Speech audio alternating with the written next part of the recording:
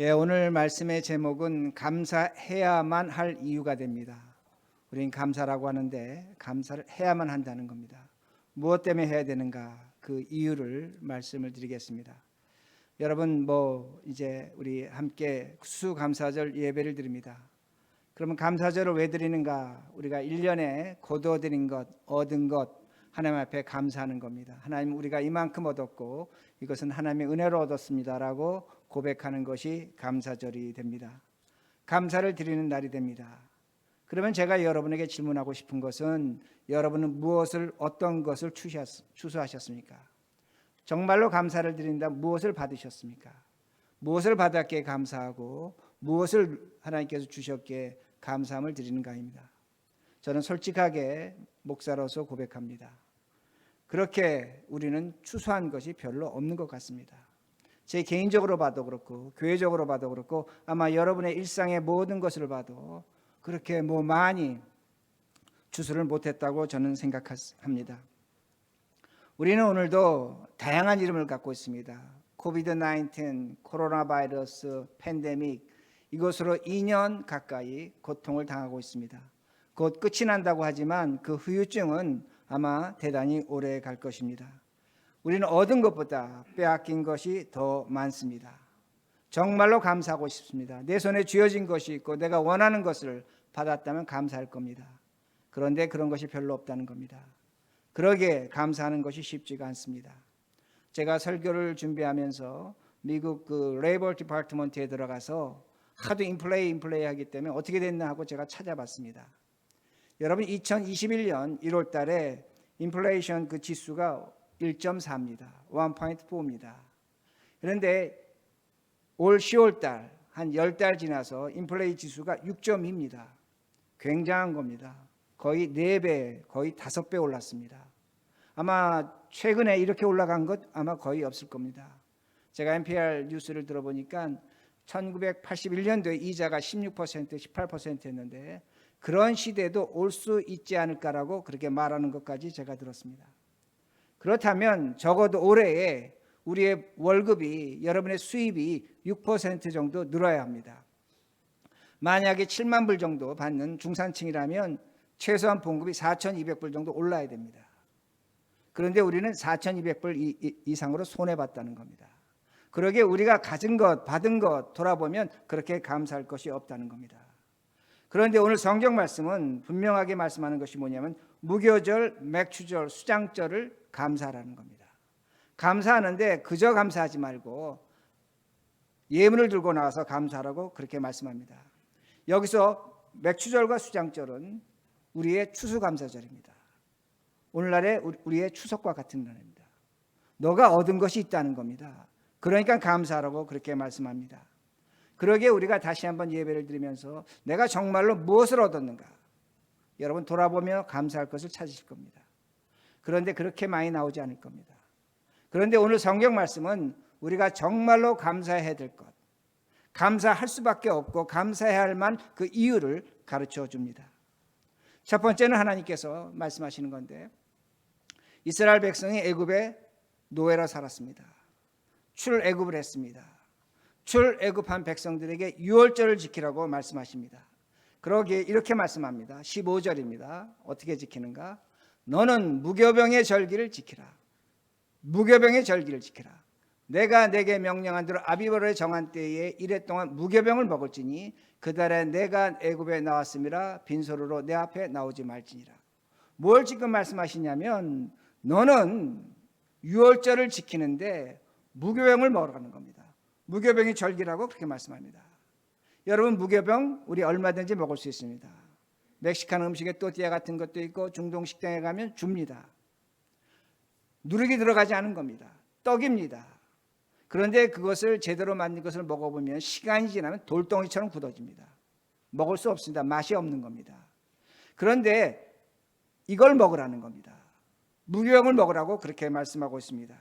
그러면 하나님은 왜 유월절에 감사를 하라고 하면서 맛없는 떡을 먹으라고 하는가 합니다. 우린 추수감사절 되면 맛있는 떡을 먹는데 하나님은 맛없는 걸 먹으라는 겁니다. 이유는 간단합니다. 내가 너희를 애굽에서 구해낸 은혜를 베풀어 줬는데 10가지 재앙을 통해서 은혜를 베풀어 줬는데 너희들은 나의 은혜를 기억하지 못한다는 겁니다. 그러기에 쓴 마늘과 쓴 떡을 먹으라고 그렇게 말씀하십니다. 무교병을 먹으라는 겁니다. 그것뿐만 아닙니다. 사람은 참 이상합니다. 사람은 자신이 수고하고 노력한 것을 철저하게 기억합니다. 그러나 하나님이 주신 은혜는 철저하게 기억하지 않습니다. 그러면 이게 무슨 말인가입니다. 여러분, 이스라엘 백성들이 광야 40년 동안 하나님의 은혜를 받았습니다.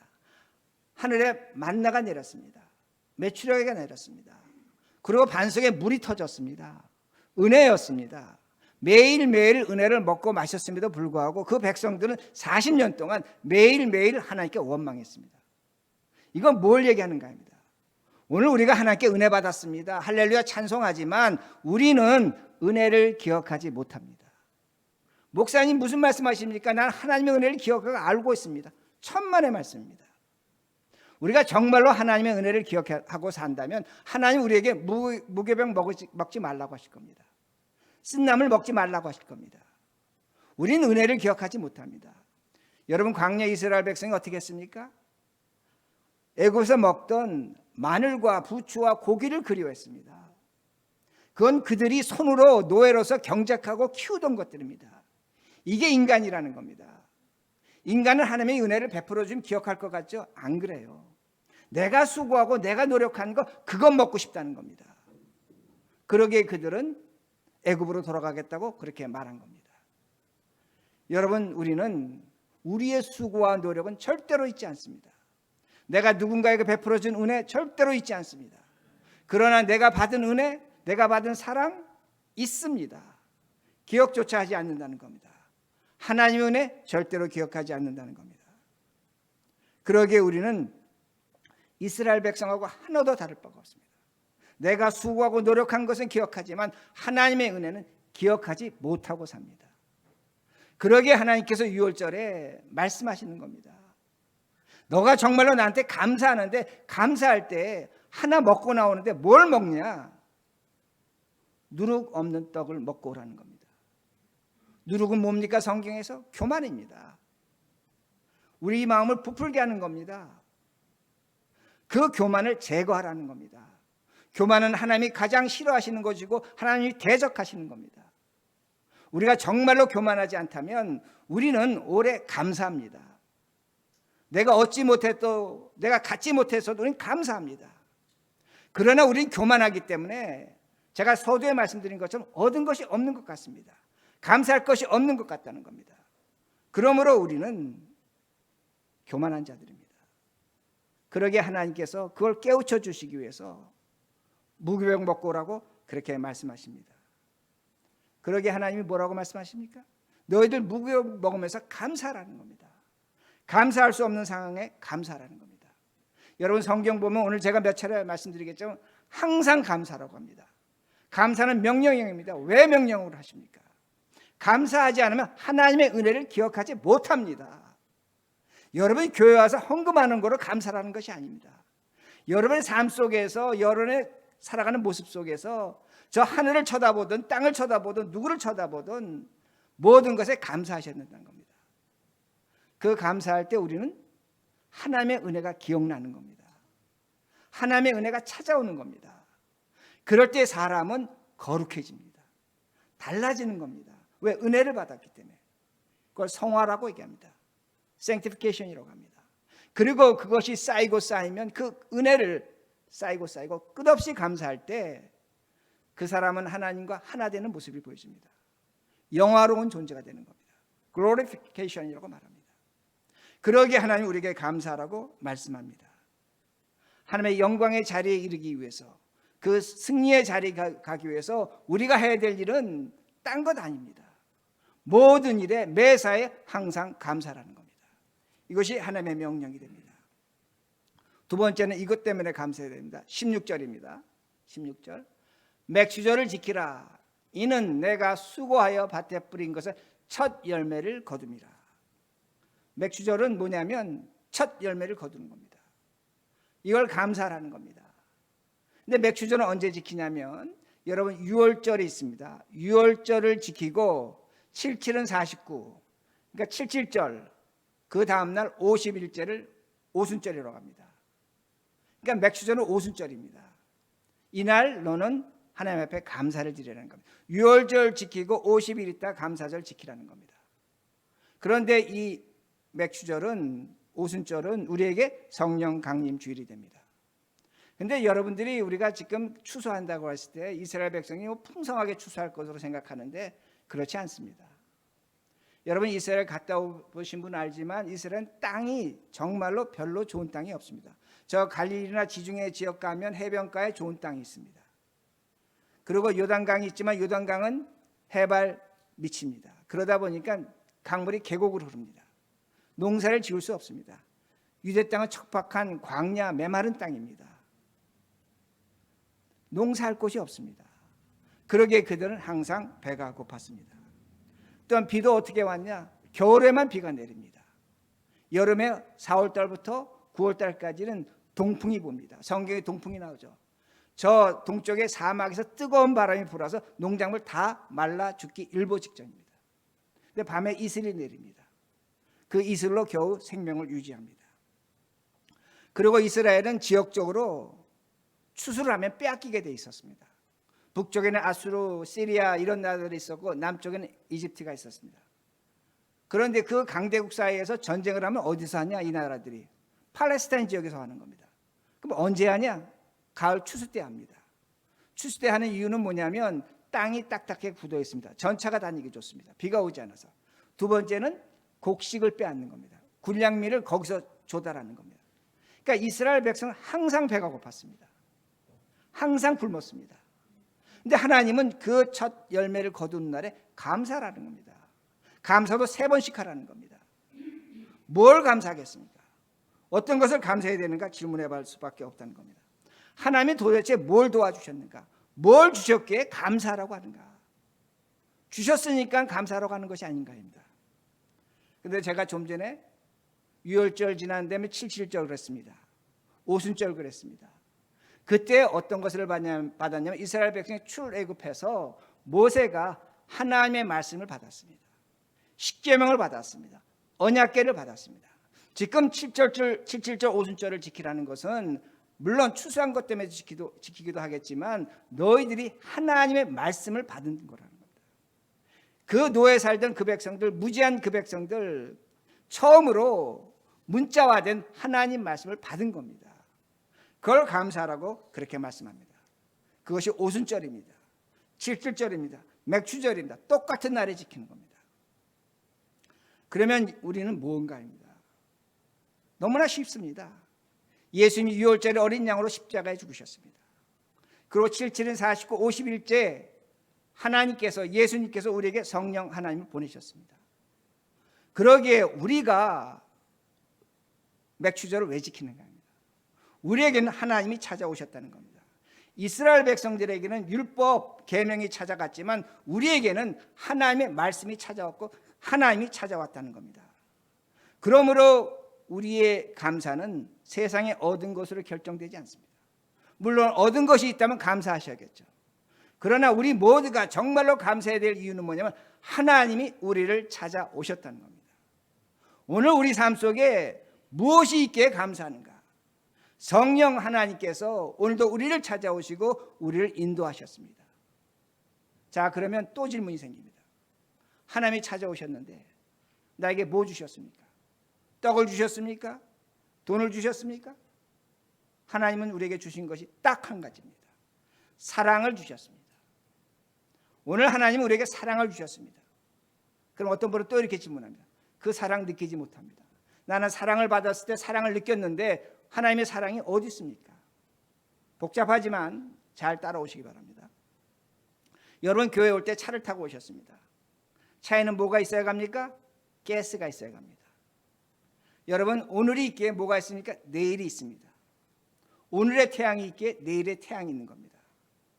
이 세상은 제가 여러 차례 말씀드리겠지만 한 가지 법칙으로 운영이 됩니다. 원인과 결과의 법칙입니다. 여러분이 원인과 결과의 법칙을 떠나서 세상 살 수 없습니다. 세상은 철저하게 원인과 결과의 법칙입니다. 그런데 성경 우리에게 가르쳐 줍니다. 세상에 마지막이 있다는 겁니다. 끝이 있다는 겁니다. 내일 태양이 뜨지 않을 수 있습니다. 내일 세상의 종말이 찾아올 수 있습니다. 이건 우리에게 뭘 가르쳐 주냐면 원인과 결과의 법칙이 벗어나는 것이 있다는 겁니다. 원인과 결과의 법칙이 벗어나면 그건 뭐라고 얘기하냐면 철학적으로 신의 세계라고 합니다. 하나님의 세계라고 합니다. 우리가 세상을 살아가지만 성경은 우리에게 가르쳐주고 있는 것이 뭐냐면 하나님의 세계가 있다는 겁니다. 여러분 개인도 마찬가지입니다. 여러분 각자도 원인과 결과의 법칙으로 살아가십니다. 부모가 있기에 내가 태어난 겁니다. 원인과 결과의 법칙입니다. 더 나아가서 여러분 음식을 먹고 살아갑니다. 이것도 원인과 결과의 법칙이다. 그러나 여러분 자신을 가만히 돌아보시면 하나님의 세계가 있습니다. 원인과 결과의 법칙이 적용되지 않습니다. 당장 여러분은 내일 어떠한 일이 일어날지 모릅니다. 무슨 일을 닥칠지 모릅니다. 원인과 결과가 해당되지 않는 세계가 있다는 겁니다. 내가 왜 오늘 이렇게 살아야지? 왜 이렇게 생각을 해야지? 오늘 나는 누구지? 여러분 대답 못합니다. 원인과 결과는 대답을 주는 거지만 대답하지 않는 게 우리에게 있다는 겁니다. 그러므로 하나님의 세계가 있다는 겁니다. 하나님이 만드신 세계가 있다는 겁니다. 그 하나님이 만드신 세계는 오늘 우리에게 뭘 주는가? 사랑을 줍니다. 한 가지 제가 비근한 예를 든다면 여러분들이 사랑하셔서 결혼하고 자식 낳고 키웁니다. 인간관계는 사랑의 관계입니다. 물론 어떤 사람은 사랑이 없다, 이 세상은 사랑이 메말랐다고 얘기합니다. 그러나 그렇지 않습니다. 여러분 만약에 사람 관계에서 사랑이 없다면 이 세상은 존재할 수 없습니다. 하나님의 사랑이 충만한 겁니다. 다만 우리는 눈에 보이지 않는 그 사랑을 느끼지 못할 뿐입니다. 오늘 여러분이 어떻게 교회에 오셨습니까? 무엇을 먹고 사셨습니까? 왜 지금 여러분이 숨쉬고 여러분이 활동하십니까? 저 바깥에 하늘에 태양이 있기 때문입니다. 나무가 있고 꽃이 있기 때문입니다. 하나님이 주신 창조물이 하나님을 통해서 사랑을 우리에게 주고 있다는 겁니다. 그러기에 하나님의 사랑이 넘치고 있는 겁니다. 그런데 우리는 그걸 느끼지 못할 뿐입니다. 그러기에 하나님은 사랑이라고 말씀하고 있는 겁니다. 누가 사랑을 주는 겁니까? 여러분 저 태양이, 우리 자식이, 제가, 여러분이 저에게 사랑 줍니까? 여러분 지금 사랑이란 그 개체가 어디서 나왔는가 생각해 보시기 바랍니다. 이건 하나님만이 주시는 겁니다. 하나님만이 사랑이시라는 겁니다. 인간은 사랑을 만들어내지 못한다는 겁니다. 그러기에 하나님이 우주 만물을 창조하시고 우리를 창조하셨습니다. 오늘도 우주 만물을 통해서 우리에게 사랑을 베풀고 계십니다. 그러기에 감사하라는 겁니다. 내가 얻은 것, 내가 누리는 것 때문에 감사할 수 있습니다. 감사하셔야 됩니다. 그러나 우리가 정말로 이 하늘을 바라보며 사람을 바라보며 자연을 바라보며 느낄 수 있는 건 뭐냐면 하나님의 사랑이 차고도 넘친다는 겁니다. 이 사랑이 조금이라도 빠진다면 우리는 다 죽을 수밖에 없다는 겁니다. 그러기에 하나님의 사랑에 감사하시기 바랍니다. 그리고 16절 후반절입니다.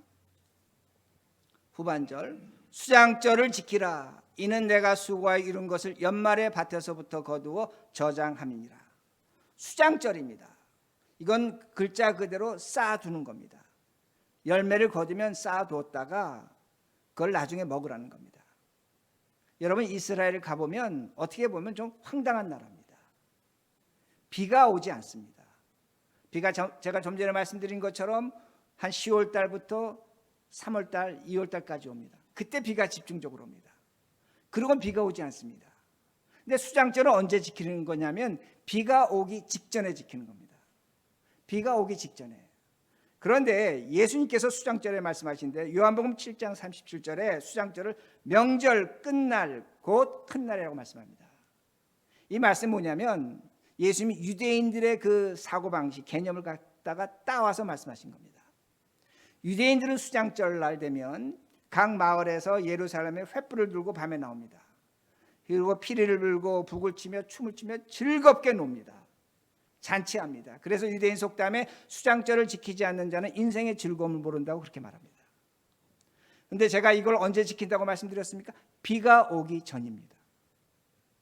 비가 오기 전이라는 건 뭘 얘기하냐면 올해 비가 올지 안 올지 모르는 겁니다. 올해 풍년이 될지 흉년이 될지 모르는 겁니다. 그런데 먼저 즐기는 겁니다. 감사하는 겁니다. 맥주절은 수장절은 쌓아놨지만 앞을 보고 즐기는 절기가 됩니다. 앞을 보고 미래를 보고 즐기는 절기가 됩니다. 그러기에 그들이 북치고 장구치고 하나님께 감사합니다. 비가 온다? 모릅니다. 풍년이 된다? 모릅니다. 그런데 즐거움을 지킨다는 겁니다. 그런데 마찬가지입니다. 우리가 지금 2021년 추수감사절 지내는데 여러분 2022년 추수감사절이 있을 겁니다. 여러분 그 감사절을 향해서 지금 어떤 태도를 갖고 계십니까? 성경적으로 제가 얘기한다면 수장절을 지킨다면 여러분 그때를 생각해서 지금부터 감사하고 즐기셔야 됩니다. 지금부터 감사하셔야 된다는 겁니다. 풍년이 될든 흉년이 될든 어떻게 될지 모르지만 감사하시라는 겁니다. 제가 이렇게 하나 예를 들겠습니다. 제가 중앙일보에서 어떤 그 분이 쓴 에세이를 봤습니다. 에세이를 봤는데 그 에세이 내용은 뭐 사소한 것에 감사하는 겁니다. 낙엽이 떨어지는 소리에 감사한다 그러고 제가 다 기억하지 못하겠습니다. 근데 제가 거기서 참 인상 깊게 봤던 게 뭐냐면 사소한 것들에 많이 감사하는데 행주 태운 것에 감사한다는 겁니다. 행주를 태운 것에. 또 하나 감사는 뭐냐면 2마일 걸은 것에 감사한다고 그렇게 썼습니다. 제 짐작에는 그분이 아마 건강을 별로 안 좋은 분 같아요. 그러니까 아마 지금 그런 감사를 쓴 것 같은데, 근데 과거에는 행주 태운 것을 그분이 감사하지 않았습니다. 신경질 냈겠죠. 화를 냈겠죠. 2마일 걸은 거 나는 뭐 보통 사람보다 좀 잘 걷네, 못 걷네, 그 정도로 끝냈겠죠. 과거에는 감사가 없었습니다. 그런데 그분이 에세이에서 뭘 가르쳐 주냐면 내가 2마일 걸은 거 감사하다는 겁니다. 행주 태운 거 감사하다는 겁니다. 낙엽 떨어지는 소리 감사하다는 겁니다. 일상의 모든 것이 감사하다고 그렇게 말합니다. 그런데 저는 그 에세이를 읽고 마음이 슬펐습니다. 왜 슬프냐? 감사라는 제목은 갖고 있지만 현재는 아쉬움이 있는 겁니다. 후회가 있는 겁니다. 언제? 과거에. 과거에 그가 행주 태운 것을 감사했다면 지금 그는 후회가 없을 겁니다. 과거에 그가 2마일 걸은 것을 기뻐했다면 지금 그런 적은 없었을 것입니다. 그런데 과거의 시간에 그는 감사를 하지 않았다는 겁니다. 마찬가지라는 겁니다. 오늘도 우리가 살아가는데 2022년에는 새로운 시간이 다가오는데 그때 우리가 후회와 슬픔과 미련과 아픔을 걷어내려면 오늘부터 여러분들은 감사하셔야 됩니다. 즐거워하셔야 됩니다. 뭘 받아서 뭘 누려서가 아니라는 겁니다. 누구 때문에? 하나님 때문에 그렇게 하셔야 된다는 겁니다. 하나님이 우리에게 왜 감사를 요구하십니까? 우리에게 감사를 요구하시는 건 하나님이 우리의 시간을 가치 있게 만들어 주시는 겁니다. 귀하게 만들어 주시는 겁니다. 돌아보니까 슬픔과 후회와 한탄의 시간을 만들지 말라는 겁니다. 네가 지금부터 감사하고 기뻐하면 그 너의 미래의 시간은 희망과 찬가와 기쁨이라는 겁니다. 이걸 하나님께서 분명하게 말씀하십니다. 그러기에 다시 말씀드립니다. 하나님 우리에게 감사를 명령하십니다. 즐거워하라고 명령하십니다. 그러기에 여러분들이 아무것도 못 받을 수 있습니다. 아무것도 없는 분이 있습니다. 심지어 우리 가운데 귀한 것을 빼앗긴 분도 있습니다. 그것 때문에 힘들어하고 괴로워하는 분도 있습니다. 인생의 길이 안 보입니다. 그러나 즐거워하며 감사하셔야 됩니다. 아멘. 그렇게 사셔야 된다는 겁니다. 그래야만 우리가 먼 훗날 우리의 인생을 뒤돌아보면서 우리는 감사와 기쁨을 진정으로 올려드릴 수 있습니다. 우리 가운데 질병에 있는 분들 계시죠. 재정적으로 어려운 분들 계시죠. 법적인 문제에 걸려있는 분들도 계시죠. 불안과 걱정으로 살아가는 분들도 계시죠. 그러나 우리가 정말로 하나님 믿고 하나님이 우리에게 범사에 감사하고 명령하셨기에 내가 범사에 감사하고 살아간다면 그건 하나님이 책임지시는 겁니다. 세상은 이런 얘기를 이해할 수 없습니다. 세상은 믿지 않으려고 합니다. 어떻게 감사할 것이 없는데 감사하라고 하느냐. 그러나 우리는 하나님의 자녀라는 겁니다. 그러기에 제가 말씀을 마칩니다. 오늘 우리는 유월절을 지킵니다. 그 유월절에 우리의 교만을 제거하셔야 됩니다. 그 교만을 제거하면 우리에게는 하나님의 은혜만 남습니다. 우리의 삶은 분명하게 거룩하게 달라질 것입니다. 그리고 우리는 맥주절에 감사합니다. 하나님은 다른 하나님이 아닙니다. 우리가 조금만 눈을 뜨고 조금만 사방을 살펴보고 조금만 생각이 바뀌어도 하나님의 사랑으로 충만한 것이 우리가 사는 곳입니다. 그러기에 감사하셔야 됩니다. 마지막 수장절에 감사라고 말씀하십니다. 현재 감사하시기 바랍니다. 여러분이 어떤 상황, 어떠한 곳에 있다고 할지라도, 어떠한 자리에 있다고 할지라도 감사하시기 바랍니다. 기뻐하시기 바랍니다. 우리의 시간은 가치가 있을 것이고 정말로 복받은 시간이 될 것입니다. 이런 감사를 누리시는 우리 모두가 되기를 간절히 바랍니다.